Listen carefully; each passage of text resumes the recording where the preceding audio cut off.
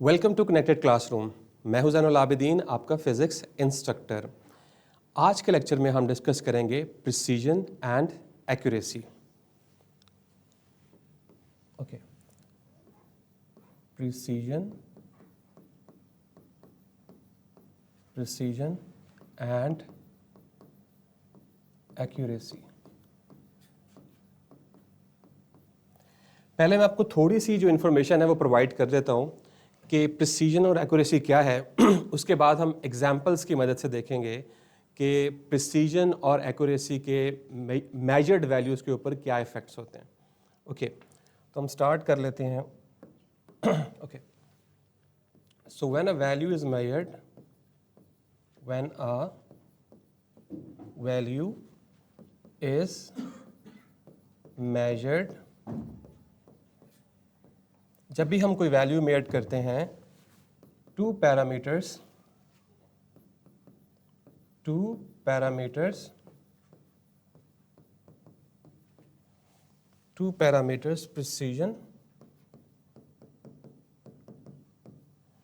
precision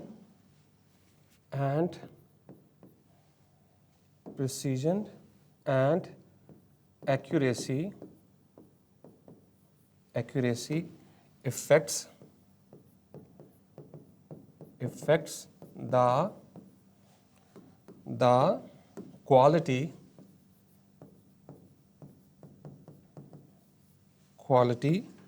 of measured value। Okay, इसको यहीं तक स्टॉप कर लेते हैं। ओके, तो जब भी हम कोई भी वैल्यू मेजर करते हैं तो उसमें दो तरह के फैक्टर्स होते हैं जो कि उस वैल्यू की क्रेडिबिलिटी को इफ़ेक्ट करते हैं, जिसमें से पहला है प्रिसीजन और दूसरा है एक्यूरेसी। प्रिसीजन जो है, इसका मतलब होता है कि हमारी वैल्यूज़ जो हैं वो कितनी ज़्यादा रिलायबल हैं, और जो एक्यूरेसी है इसका मतलब होता है कि हमारी जो वैल्यूज़ हैं वो कितनी ज़्यादा वैलिड हैं, यानी उनमें कितनी % तक वैलिडिटी जो है वो मौजूद है। ओके ओके, नेक्स्ट है both precision and accuracy of measured values are used to determine the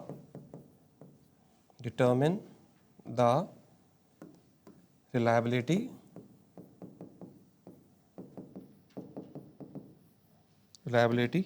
and validity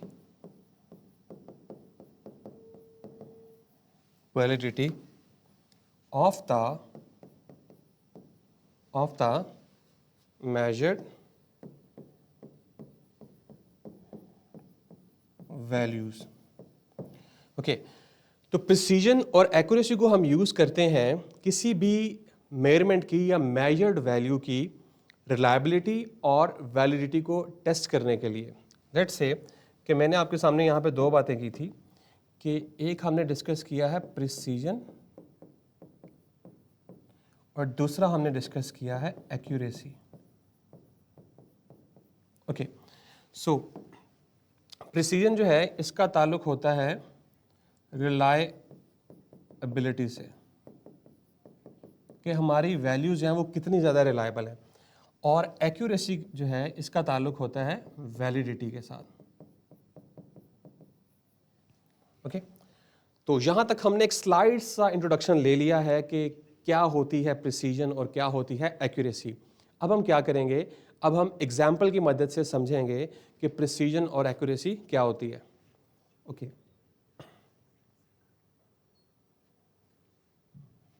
yes, आपके सामने ये एक डार्ट बोर्ड जो है वो नज़र आ रहा है।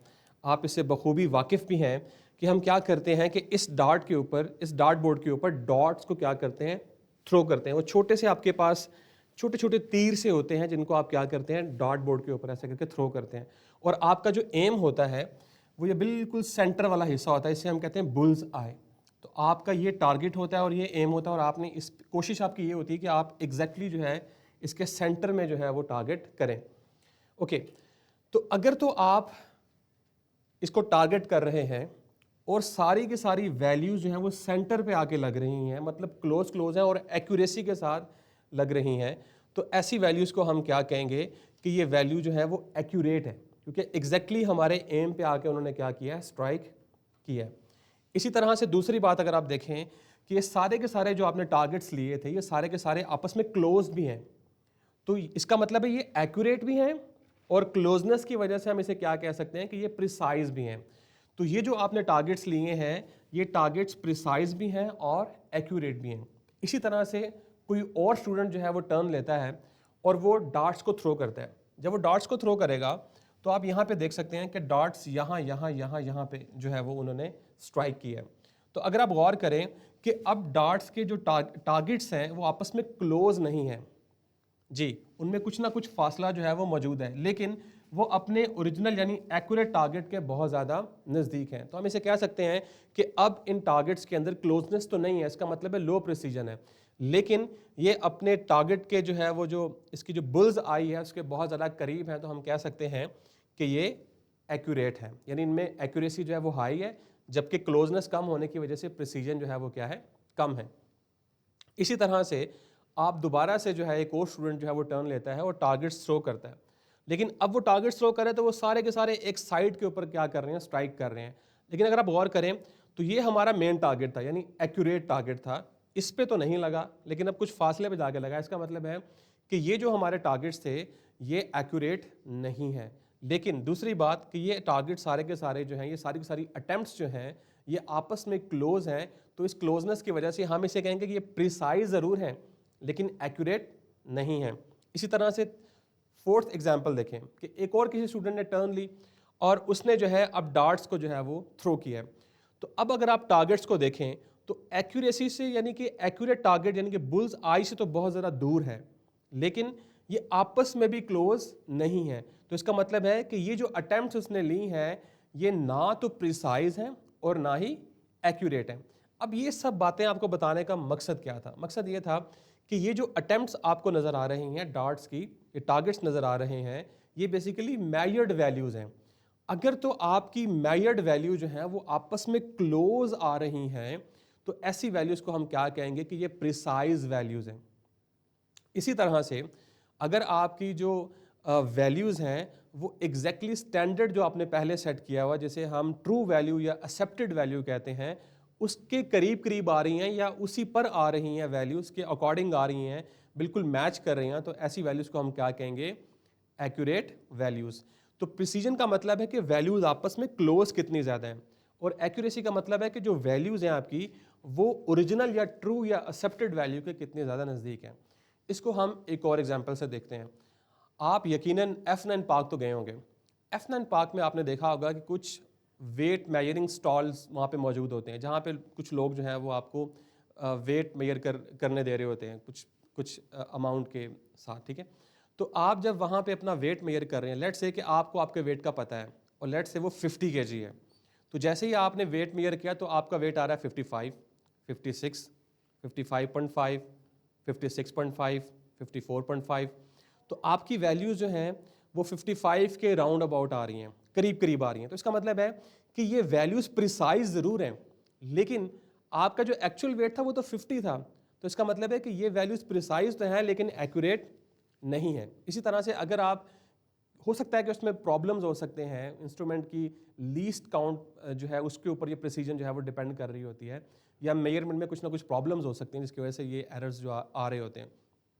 ओके, अब आपने दोबारा किसी और स्टॉल से जो है वो अपना वेट मेजर किया और अब आपका वेट जो है वो 50.1 आ रहा है, 50.2 आ रहा है, तो इसका मतलब है कि अब आपका स्टैंडर्ड वैल्यू है ट्रू वैल्यू के बिल्कुल बराबर आपका वेट आ रहा है। तो इसका मतलब है कि ये वैल्यूज जो हैं वो क्या है, एक्यूरेट हैं। और अगर ये क्लोज्ड वैल्यूज होंगी, 2-3 अटेम्प्ट्स जो आपने ली होंगी, तो हम इसे प्रिसाइज भी कह सकते हैं। याद रखिएगा कि एक वैल्यू प्रिसाइज भी हो सकती है एक ही वक्त में और एक्यूरेट भी हो सकती है, जैसे कि आपने इस एग्जाम्पल में देखा, लाजमी नहीं कि अगर प्रिसाइज होगी तो एक्यूरेट नहीं होगी, अगर एक्यूरेट है तो प्रिसाइज नहीं होगी। एक ही वक्त में प्रिसाइज भी हो सकती है और एक्यूरेट भी हो सकती है ठीक है। और सबसे डिज़ायरेबल जो हमारे पास मेजरमेंट्स होती हैं, हमारी कोशिश होती है कि वो प्रिसाइज भी हों और एक्यूरेट भी हों, तो वो सबसे अच्छी वैल्यूज़ होती हैं। तो ये बेसिकली एक पैरामीटर्स हैं, लिटमस टेस्ट हैं, जिसकी मदद से हम क्या कर सकते हैं कि किसी भी मेजर्ड वैल्यू की रिलायबिलिटी, मतलब कि उस पर कितना ट्रस्ट किया जा सकता है, कितनी ट्रस्टवर्दी वैल्यूज़ हैं, और दूसरा एक्यूरेसी, यानी कि वो वैल्यूज़ कितनी वैलिड वैल्यूज़ हैं। वैलिड का मतलब होता है कि क्या उस वैल्यू ने वही मेजर किया है जो हम मेजर करना चाह रहे थे, या उसने कुछ और मेजर किया है। अगर तो वही मेजर किया है जो हम मेजर करना चाह रहे थे, तो इसे हम कहते हैं वैलिड। और लेट्स से कि अगर उसने वो मेजर नहीं किया, लेकिन उसकी वैल्यूज़ जो थी वो बार बार कंसिस्टेंट थी, क्लोज थी, तो ऐसी वैल्यूज़ को हम क्या कह सकते हैं, precise values. I hope so कि मैंने आपको 2-3 एग्जाम्पल्स के थ्रू ये बता दिया है कि किस तरह से जो हमारे पास मेजरमेंट्स होती हैं वो प्रिसाइज भी हो सकती हैं और एक्यूरेट भी हो सकती हैं। तो अब हम चलते हैं थ्योरी की तरफ। ओके, यहां तक अगर किसी को क्वेश्चन है तो पूछ सकते हैं।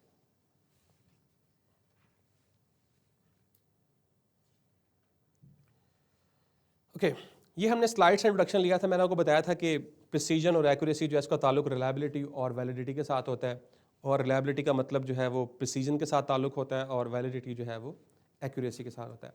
अगर यहाँ तक क्लियर हो गया है तो कोई क्वेश्चन है यहाँ तक तो आप पूछ सकते हैं। ओके, अगर नहीं है तो भी ठीक है। यस, अब हम करेंगे इसमें से जो क्वेश्चन आता है प्रिसीजन और एक्यूरेसी में से, वो कहता है कि आप डिस्टिंग्विश करें प्रिसीजन को एक्यूरेसी से, और ये ऑलमोस्ट लॉन्ग क्वेश्चन आता है। तो हम इसको इसी तरह से अटैम्प्ट करेंगे। क्या करेंगे कि हम दरमियान में एक लाइन ड्रॉ कर लेंगे, एक तरफ प्रिसीजन लिख लेंगे और एक तरफ एक्यूरेसी लिख देंगे, और इनके डिफरेंसेस जो है वो नोट करेंगे। ओके, तो इस तरफ जो है वो हम प्रिसीजन लिख लेते हैं, और दूसरी तरफ जो है वो हम एक्यूरेसी लिख लेते हैं।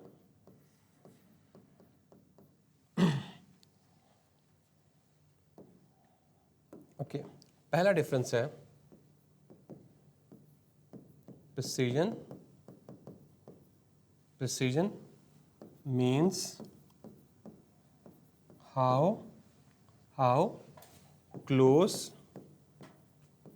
the measurements are with each other। Yes, precision आपको ये बताती है कि जो आपने मेजरमेंट्स ली हैं वो आपस में कितनी क्लोज हैं। तो ये हमारे पास प्रिसीजन की डेफिनेशन है। इस तरह से आप देखें इसी तरह से आप देखें एक्यूरेसी को।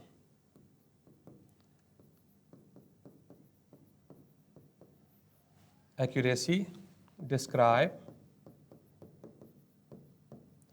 How close is the measured value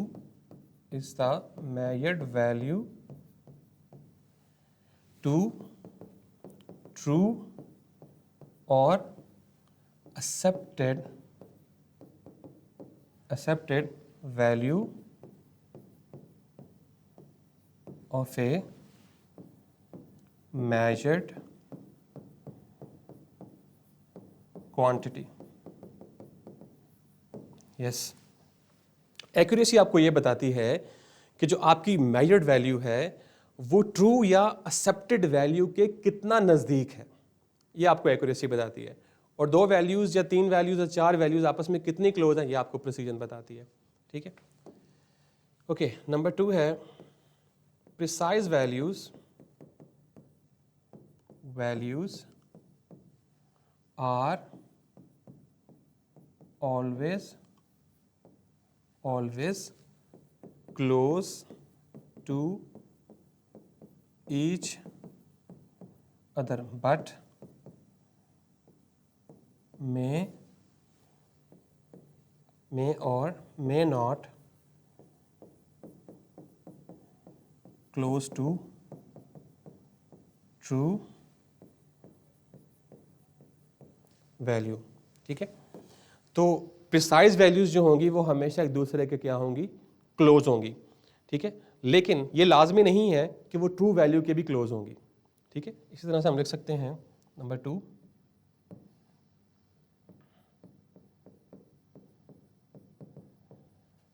accurate values have slight difference between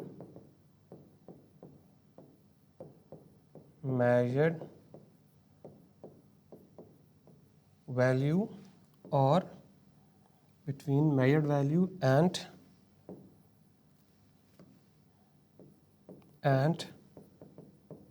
true value. Yes, accurate values जो हैं उसमें स्लाइट डिफरेंस होता है ट्रू वैल्यू और मेजर्ड वैल्यूज में। तो यहाँ तक हमने जो है वो दो डिफरेंसेस जो हैं वो क्या कर लिए हैं, डिस्कस कर लिए हैं। आई होप सो कि अगर आप नोट करें तो नोट कर लें, फिर हम नेक्स्ट मूव करते हैं।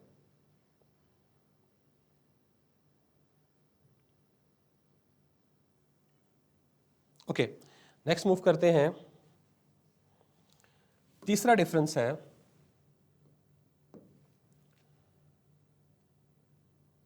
precise values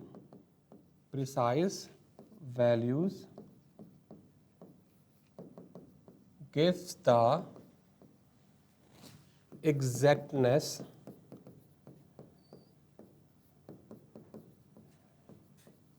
of the values। जो आपने वैल्यूज मेड की होती हैं उसकी एग्जैक्टनेस के बारे में इंफॉर्मेशन दे रही होती है। मतलब कितनी एग्जैक्टनेस से मुराद यहाँ पे ये है कि कितनी आपस में कंसिस्टेंटली वो आ रही हैं, कितनी उसकी रिप्रोड्यूसिबिलिटी है। तो इस चीज़ को हम कहते हैं एग्जैक्टनेस। ओके, इसी तरह से accurate values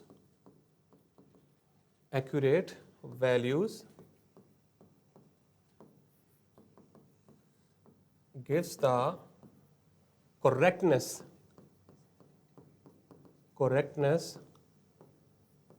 of the values। yes, accurate values जो हैं वो आपको बताती हैं कि हमारी जो मेजर्ड वैल्यू है वो कितनी ज़्यादा करेक्ट है, जबकि प्रिसाइज वैल्यूज जो हैं वो आपको बताती हैं कि हमारी मेजर्ड वैल्यूज जो हैं वो कितनी ज़्यादा एग्जैक्ट हैं। ओके, नेक्स्ट मूव करते हैं। फोर्थ पॉइंट है precision depends upon the quality of instrument and measuring technique. तो प्रिसीजन जो है वो हमारी इंस्ट्रूमेंट के ऊपर डिपेंड करती है और इसके अलावा जो है ये मेजरिंग टेक्निक पर भी डिपेंड करती है। ओके, इसके साथ साथ it also depends upon least count of measuring instrument. Okay, तो इसके साथ साथ ये लीस्ट काउंट के ऊपर भी डिपेंड करती है। अच्छा, एक फार्मूला मैं आपको लिखवा देता हूँ। ऐसा कोई फार्मूला वैसे एग्जिस्ट नहीं करता, लेकिन आपको याद करने के लिए काफ़ी आसान हो जाएगा कि जिस इंस्ट्रूमेंट का लीस्ट काउंट सबसे कम होगा उसकी प्रिसीजन जो है वो उतनी ज़्यादा होगी। तो इसको याद करने के लिए हम सिंपली क्या करते हैं कि हम अक्सर इस तरह से लिख लेते हैं कि precision has a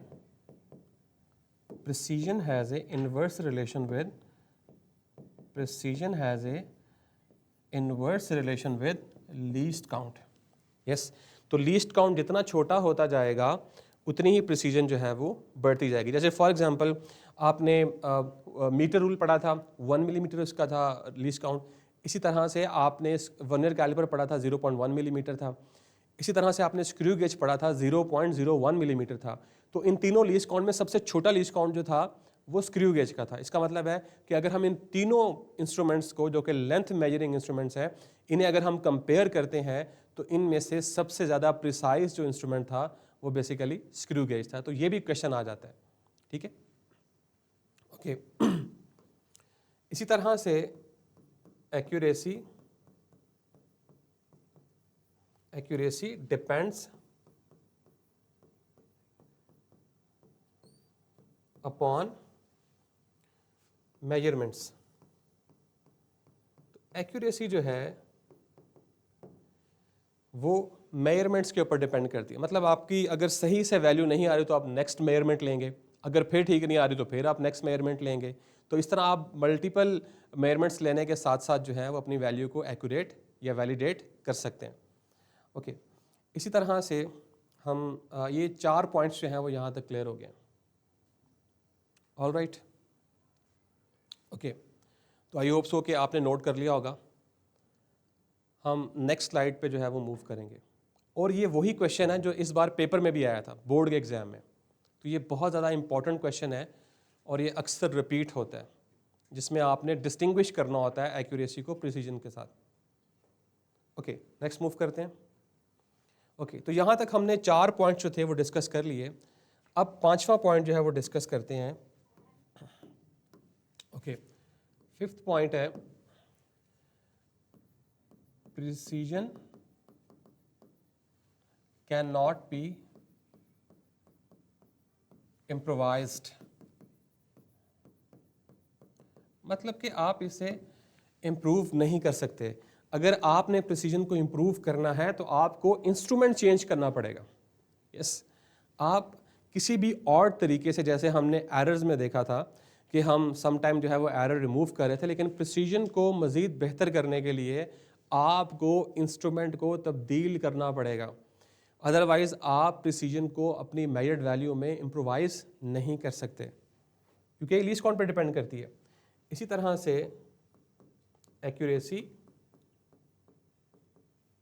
accuracy depends upon, accuracy can be improvised, yes. Accuracy जो है उसको हम इम्प्रोवाइज कर सकते हैं। जैसे मैंने आपको पहले तरीका बताया कि आप मल्टीपल मेजरमेंट्स लेके जो है वो अपनी वैल्यू को एक्यूरेट कर सकते हैं, लेकिन अगर आपने वैल्यू को ज़्यादा प्रिसाइज करना है तो आपको इंस्ट्रूमेंट चेंज करना पड़ेगा, ठीक है। ये 5 नॉर्मली जो है वो आपसे पूछा जाता है, और 5 डिफरेंसेस जो हैं वो मोर देन इनफ होते हैं। सो हम एक और लिख लेते हैं, 6, it also gives the degree of reproducibility, yes.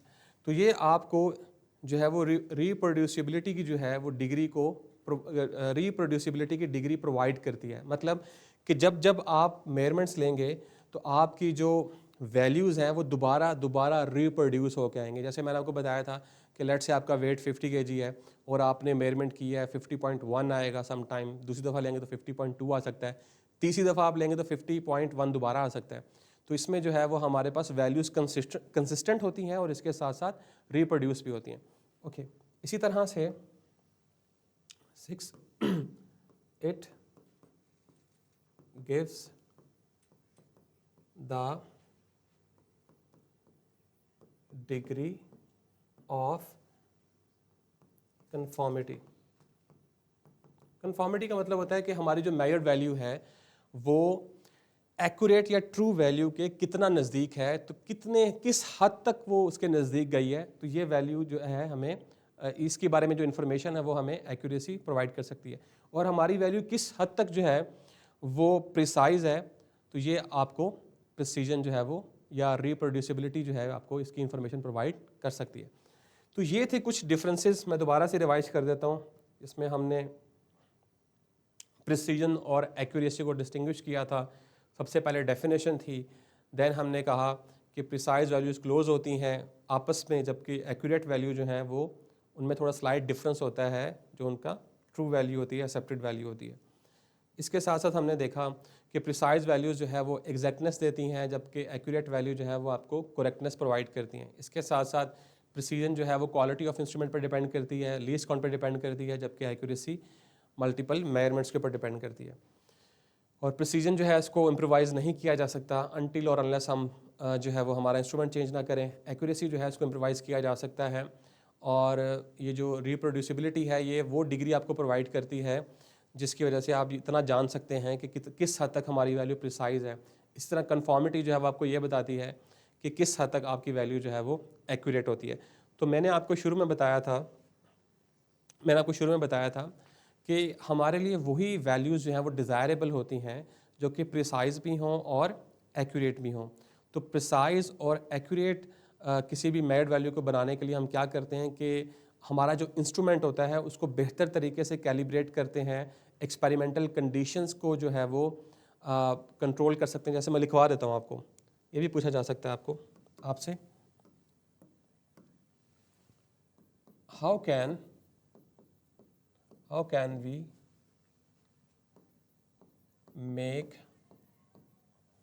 make measured values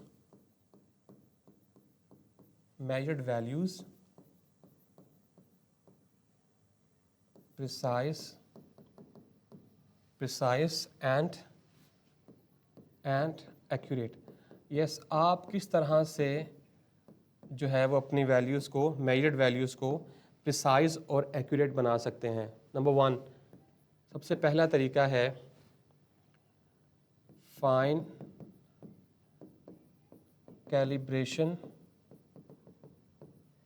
of instrument. सबसे पहले आप अपने इंस्ट्रूमेंट की जो कैलिब्रेशन है उसको ठीक करेंगे। नंबर 2, कंट्रोलिंग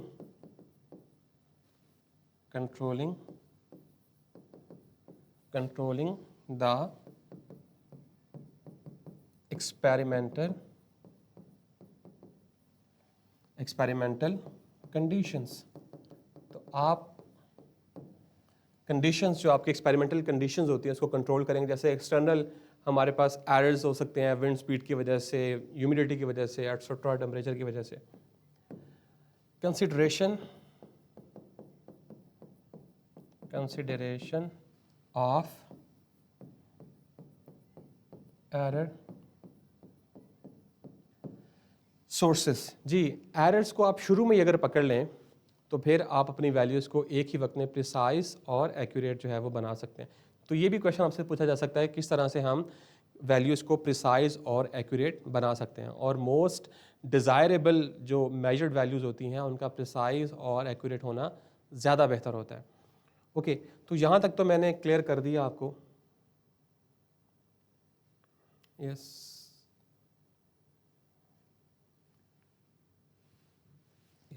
ये देखें, तो ये था आज का हमारा आर्टिकल। हम इसको यहाँ से भी देख लेते हैं, प्रिसीजन एंड एक्यूरेसी। बाकी सारी बातें तो मैंने कर दी हैं, लेकिन प्रिसीजन में एक ये एग्जांपल लिखी हुई है आपके पास कि लेट्स से कि for example a scale that always gives the same weight within a margin of 0.1 kilogram is precise.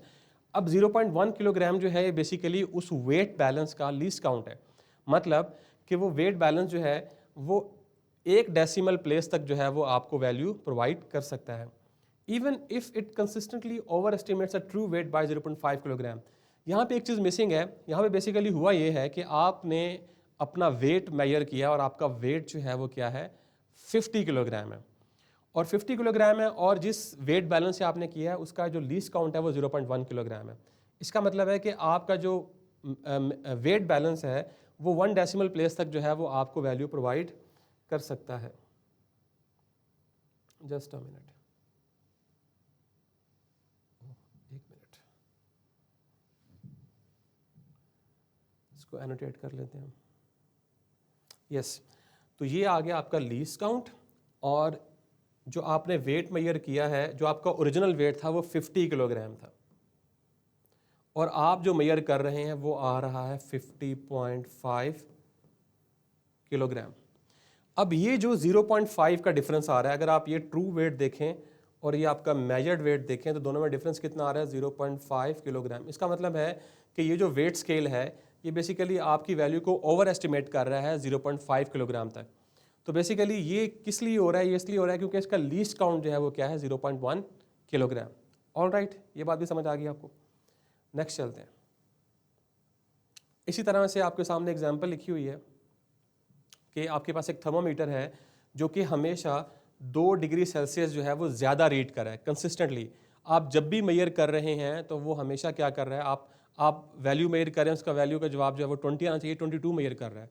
अब 30 आना चाहिए तो 32 मेजर कर रहा है। तो कंसिस्टेंटली जो है वो एक ही डायरेक्शन में ये क्या कर रहा है, हमेशा 2 डिग्रीज इजाफी वैल्यू जो है वो आपको प्रोवाइड कर रहा है। इसका मतलब है कि इससे मेजर की गई वैल्यू जो है वो एक्यूरेट नहीं है बल्कि क्या है, प्रिसाइज है। ठीक है, ओके, यहाँ देखें, precision focus on the consistency and reproducibility of measurements while accuracy assess how close the average of these measurements to a true value. तो एक्यूरेसी आपको ये बता रही है कि एक वैल्यू जो है वो आपकी ट्रू वैल्यू के कितना नज़दीक है, और प्रिसीजन आपको बता रही है कि वैल्यूज आपस में कितनी ज़्यादा कंसिस्टेंट है और रिप्रोड्यूसेबल है। All right, yes. उसके बाद ये डार्ट बोर्ड वाली गेम जो है वो आपको दिखाई है, मैंने समझा भी दिया है कि अगर आप देखें तो ये प्रिसाइज भी है, हाईली प्रिसाइज भी है, हाईली एक्यूरेट भी है। तो ये लो प्रिसाइज है लेकिन हाईली एक्यूरेट है, ये हाईली प्रिसाइज है बस लेस एक्यूरेट है, और ये ना तो प्रिसाइज है और ना तो एक्यूरेट है। मतलब कि आपकी वैल्यूज़ के साथ ये चारों केसेस हो सकते हैं। लाजमी नहीं कि हमेशा प्रिसाइज भी होगी एक्यूरेट भी होगी, या अगर प्रिसाइज है तो एक्यूरेट नहीं होगी, अगर एक्यूरेट है तो प्रिसाइज नहीं होगी, या ना तो प्रिसाइज होगी ना तो एक्यूरेट होगी। तो इस तरह की वैल्यूज़ हमारे पास हो सकती हैं। ओके, ये एक कैन यू टेल जो मैं डिस्कस करना चाह रहा था आपके साथ। Okay, books in the library were counted 1 by 1। आपके पास एक लाइब्रेरी है और आपने बुक्स को क्या किया है, 1 बाय 1 काउंट किया है, और आपके पास टोटल बुक्स जो हैं वो 57,000 बुक्स हैं। ओके, फिर आपने क्या किया है, आपने बताना है कि इसमें सिग्निफिकेंट डिजिट्स कितने हैं।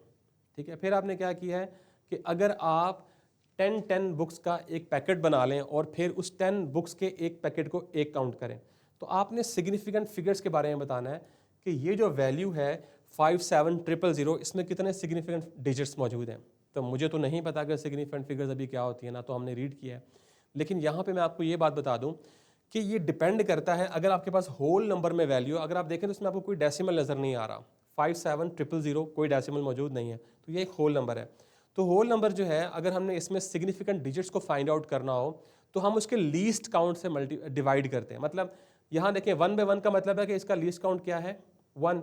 तो आप क्या करेंगे, 57,000 को 1 पे क्या करेंगे, डिवाइड करेंगे, तो कोई डिफरेंस नहीं आएगा। इसका मतलब है कि अगर आप 1 बाय 1 काउंट करें तो 57,000 बुक्स में जो हमारे पास सिग्निफिकेंट डिजिट्स हैं वो 1 2 3 4 5 सिग्निफिकेंट डिजिट्स हैं अगर आप 1 बाय 1 जो है वो काउंट कर रहे हैं। ठीक है, यहां तक क्लियर है? ओके, अगर आप 10 का पैकेट्स बना रहे हैं तो क्या होगा, आप क्या करेंगे, 5 से, अब इसका लिस्ट काउंट क्या हो जाएगा, 10। 57,000 को आप क्या करेंगे, 10 से डिवाइड करेंगे, तो ये 0 इससे कैंसिल हो गया। पीछे कितनी वैल्यूज बच गई आपके पास, अगर आप गौर करें तो ये 1 2 3 4। तो अगर आप 10 का पैकेट्स बनाएंगे तो आपके पास जो सिग्निफिकेंट वैल्यूज होंगी या डिजिट्स होंगे वो 4 होंगे, और अगर 1 बाय 1 करेंगे तो आप 5 होंगे आपके पास। तो आई होप सो कि आपको समझ आ गई होगी। बहरहाल सिग्निफिकेंट डिजिट्स वो डिजिट्स होते हैं जिनके ऊपर हम रिलाय कर सकते हैं, reliable digits of the value, उन्हें हम क्या कहते हैं, सिग्निफिकेंट डिजिट्स। लेकिन हम इसके बारे में तफसील से पढ़ेंगे क्योंकि ये बॉक्स यहाँ पे आ गया था तो मैंने कहा इसको डिस्कस कर लें।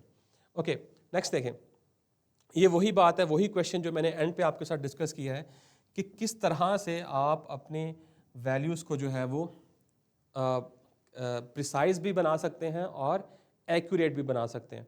तो लेक्चर सुनने के बाद लाजमी आप बुक को कंसल्ट किया करें। अगर कोई आपको डिफ़िकल्टी आती है तो आप लाइव कमेंट में जो है वो आप पूछ सकते हैं। इसी तरह से आप यूट्यूब के नीचे भी कमेंट कर सकते हैं वीडियो के।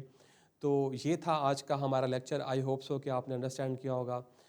This is all from my side. This is Zainul Abidin signing off.